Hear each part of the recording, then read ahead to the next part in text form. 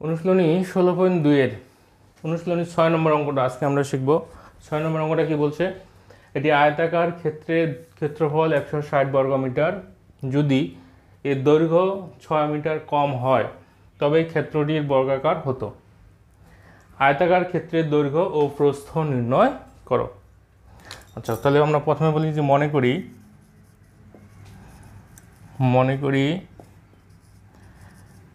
আয়তকার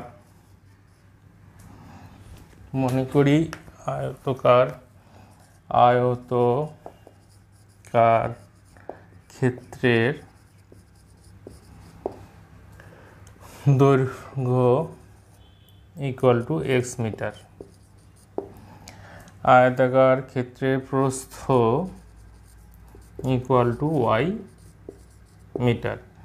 তাহলে আয়তাকার ক্ষেত্রের ক্ষেত্রফল ইকুয়াল টু এক্স ওয়াই বর্গ মিটার। এখানে আয়তাকার ক্ষেত্রের ক্ষেত্রফলটা দেওয়া আছে, আর এখানে আমরা আয়তাকার ক্ষেত্রের ক্ষেত্রফলটা বের করলাম। তাহলে প্রশ্ন মতে আয়তাকার ক্ষেত্রের ক্ষেত্রফল এক্স ওয়াই ইকুয়াল টু 160 বর্গ মিটার, এটা 1 নম্বর সমীকরণ দিলাম।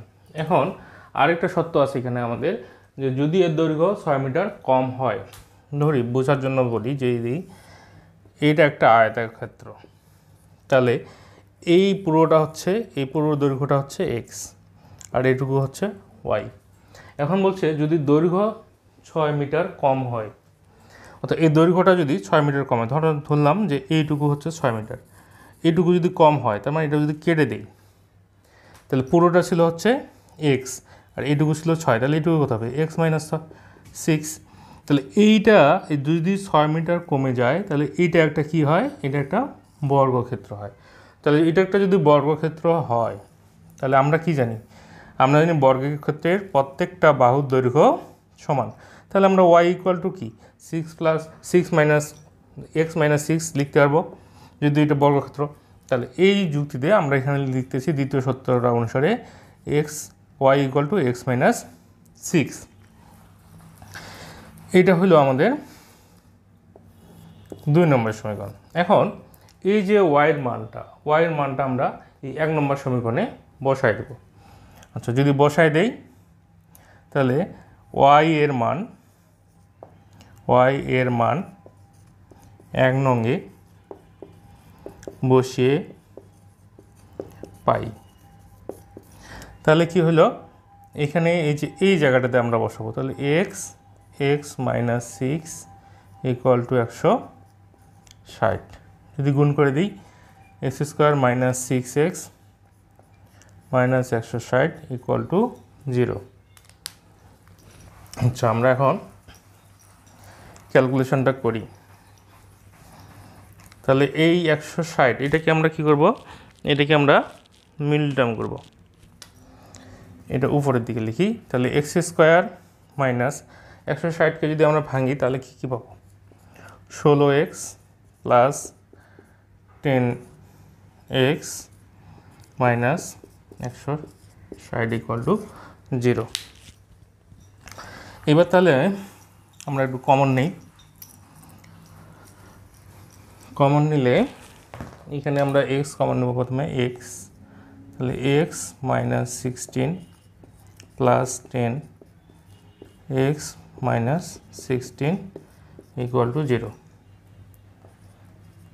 और x minus 16 x plus 10 equal to 0। তাহলে x minus 16 equal to 0, x plus 10 equal to 0। এখানে x इक्वल टू 16 আর x মাইনাস 10। আমরা এই মাইনাস মানটা নিব না, মাইনাস মানটা গ্রহণযোগ্য হবে না, কারণ আয়তাকার ক্ষেত্রের প্রস্থটা মাইনাস হতে পারবে না। তাহলে আমাদের এক্স এর মান, অর্থাৎ আয়তাকার ক্ষেত্রের দৈর্ঘ্যটা কীভাবে হলো, এক্স ইকুয়াল টু 16। আমাদের এখানে বের করতে বলছে আয়তক্ষেত্রের দৈর্ঘ্য আর প্রস্থ। তাহলে আয়তক্ষেত্রের দৈর্ঘ্য আমাদের কত হলো, আয়তক্ষেত্রের দৈর্ঘ্য ইকুয়াল টু আমরা তাহলে লিখতে পারবো 16, আয়তক্ষেত্রের দৈর্ঘ্য হচ্ছে 16 মিটার। প্রস্থটা পাওয়ার জন্য আমরা কি করব, ওই 2 নং হতে পাই। 2 নংয়ে আমাদের সমীকরণটা ছিল কি, y equal to x minus 6। তাহলে এখানে x এর মানটা হচ্ছে 16 মাইনাস 6, তার মানে কত পাবো, 16 মাইনাস 6, তার মানে হচ্ছে 10 মিটার। তাহলে আমাদের আয়তক্ষেত্রের প্রস্থটা হবে 10 মিটার। তাহলে আমাদের বের করতে বলছে আয়তক্ষেত্রের দৈর্ঘ্য প্রস্থ। আচ্ছা, তাহলে আয়তক্ষেত্রের দৈর্ঘ্যটা হলো 16 মিটার আর প্রস্থ 10 মিটার। তাহলে এই দুটোই আমাদের বের করতে বলছে, এটাই হলো আমাদের অ্যান্সার।